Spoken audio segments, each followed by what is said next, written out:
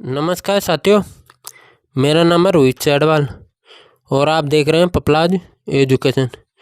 तो दोस्तों, वीडियो में आगे बढ़ने से पहले मैं आपसे छोटी सी रिक्वेस्ट करता हूं, प्लीज़ आप हमारे चैनल पर पहली बार आए हैं तो प्लीज़ चैनल को ज़रूर सब्सक्राइब कीजिए और बेल आइकन को ऑन कीजिए ताकि आने वाली नोटिफिकेशन आप तक पहुंचती रहे। तो दोस्तों, आप वीडियो को शुरू से लेकर एंड तक ज़रूर देखना, बिल्कुल भी मिस मत करना। तो दोस्तों, आज हम बात करने वाले हैं प्रस्तावना कौशल। तो दोस्तों, सबसे पहले आप अपना नाम लिख लीजिए। जैसे मैंने लिख रखा है रोहित चैडवाल, कक्षा B.Ed फर्स्ट ईयर या सेकेंड ईयर, जो भी आपकी कक्षा है। विषय इतिहास, प्रकरण हड़प्पा की विशेषताएं। दिनांक में आप लिख लीजिएगा जिस दिन आप स्कूल या कॉलेज में आप प्रस्तावना कौशल पढ़ाओगे उस दिन के आप इसमें दिनांक सेलेक्ट कर लीजिएगा। कालांश पहला, दूसरा, तीसरा, चौथा, जो भी आपका कालांश है। कक्षा शेष समय 5 से 7 मिनट। तो दोस्तों, प्रस्तावना कौशल का जो समय होता है वो 5 से 7 मिनट का ही होता है। क्रम संख्या के अंतर्गत हम प्रश्नों की क्रम संख्या लिख देंगे। छात्र अध्यापक क्रिया के अंतर्गत हम प्रश्न लिख देंगे और विद्यार्थी क्रिया के अंतर्गत हम उत्तर लिख देंगे और कौशल घटक के अंतर्गत हम कौशल घटक लिख देंगे। तो दोस्तों, कौशल घटक मैं आपको वीडियो के लास्ट में बताऊंगा, आप वहाँ से लिख लेना।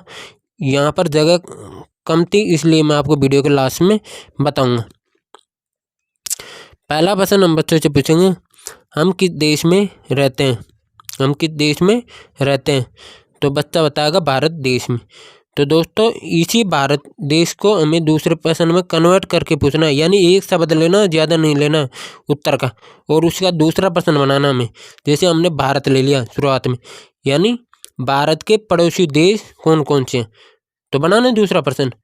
तो इससे ही हम क्या कहते हैं, प्रस्तावना कौशल कहते हैं, क्योंकि पूर्ण ज्ञान का उपयोग ही प्रस्तावना कौशल कहलाती है।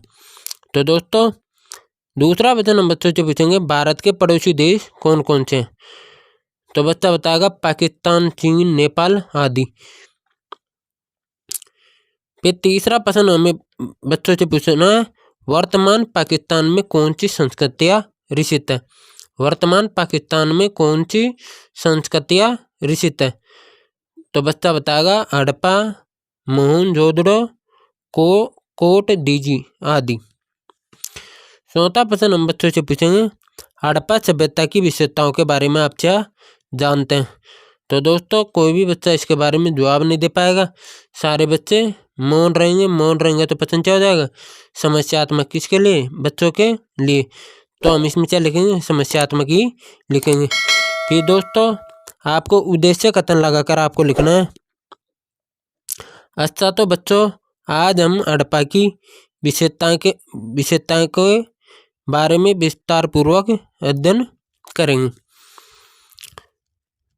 तो दोस्तों, ये थी हमारी हड़प्पा की विशेषता के बारे में प्रस्तावना कौशल।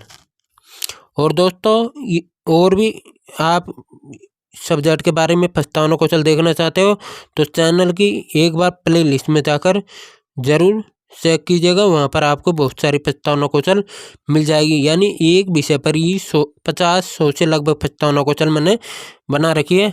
आपको चैनल की प्लेलिस्ट में जाकर एक बार चेक करना चाहिए। दोस्तों, वहाँ पर जगह खाली नहीं थी इसलिए मैंने प्रस्तावना कौशल आपको लास्ट में बता रहा हूँ, आप यहाँ से लिख लेना।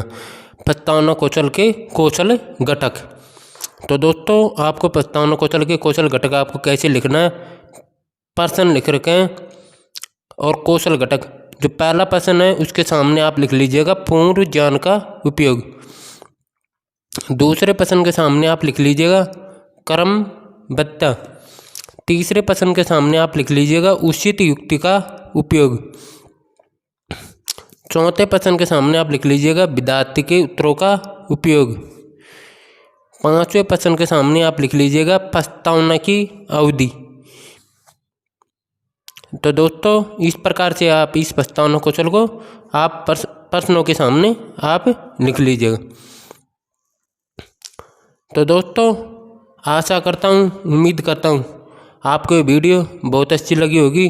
तो प्लीज़ चैनल को सब्सक्राइब कीजिए और बेल आइकन को बेल आइकन को ऑन कीजिए ताकि आने वाली नोटिफिकेशन आप तक पहुंचती रहे। जब तक के लिए जय हिंद, जय भारत। फिर मिलते हैं हम आपसे नेक्स्ट वीडियो के साथ में। जब तक के लिए जय हिंद।